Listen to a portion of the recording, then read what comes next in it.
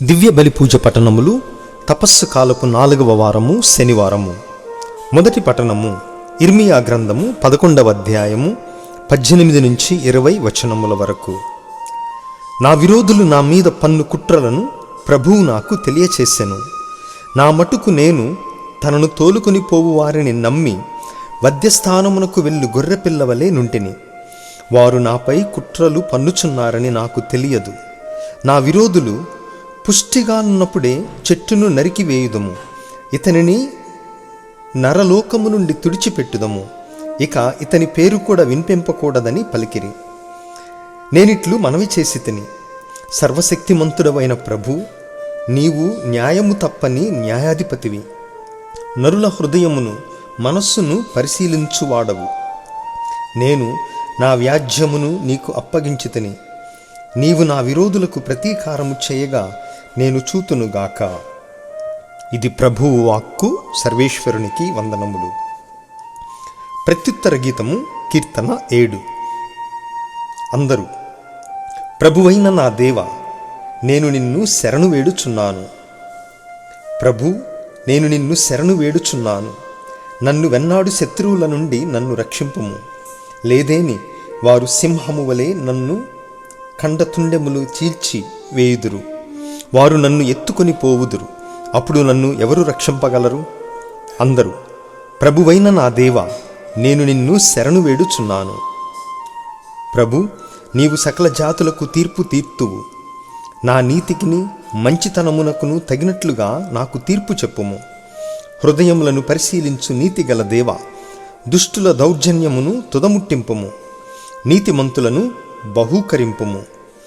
నీవు నీతిమంతుడవైన దేవుడవు, నరుల ఆలోచనలను కోర్కెలను పరిశీలించువాడవు.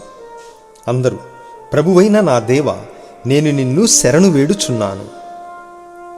దేవుడు నన్ను డాలువలే కాపాడును. అతడు సజ్జనులను రక్షించును. దేవుడు నీతిమంతుడైన న్యాయాధిపతి. అతడు పాపుల నెల్లవేళలా శిక్షించును. అందరూ, ప్రభువైన నా దేవా, నేను నిన్ను శరణు వేడుచున్నాను. సువిశేషమునకు ముందు వచనము ఎస్కేలు గ్రంథము 33వ అధ్యాయము 11వ వచనము. దుష్టుడు చనిపోవుట వలన నాకు సంతుష్టి కలుగదు. దుష్టుడు తన మార్గము నుండి వెనుకకు మరలి బ్రతుకుట వలన నాకు సంతోషము కలుగును.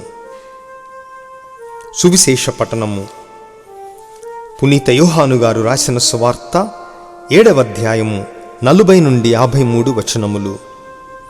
ఆ కాలములో యేసు పలుకులు విని జనసమూహంలోని కొందరు ఈయన వాస్తవముగా ప్రవక్త అనియు, మరికొందరు ఈయన క్రీస్తు అనియు చెప్పుకొనిరి. కానీ కొందరు, క్రీస్తు గలిలయ నుండి రాడు కదా, దావీదు వంశము నుండి, దావీదు గ్రామముగు బెత్లెహేము నుండి క్రీస్తు అవతరించునని లేఖనము చెప్పుటలేదా అని చెప్పుకొనిరి. ఇట్లు ఆయనను గూర్చి జనసమూహములో భేదాభిప్రాయములు కలిగెను. కొందరు ఆయనను పట్టుకొన తలచిరి, కానీ ఎవడునూ ఆయనపై చేయి వేయలేదు.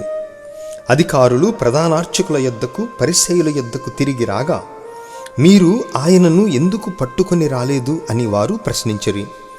అందుకు ఆ బంట్రౌతులు, ఆయన వలె ఎవడునూ ఎన్నడూనూ మాట్లాడలేదు అని సమాధానమిచ్చిరి. అది విని పరిసయ్యులు వారితో, మీరు కూడా మోసపోయితిరా?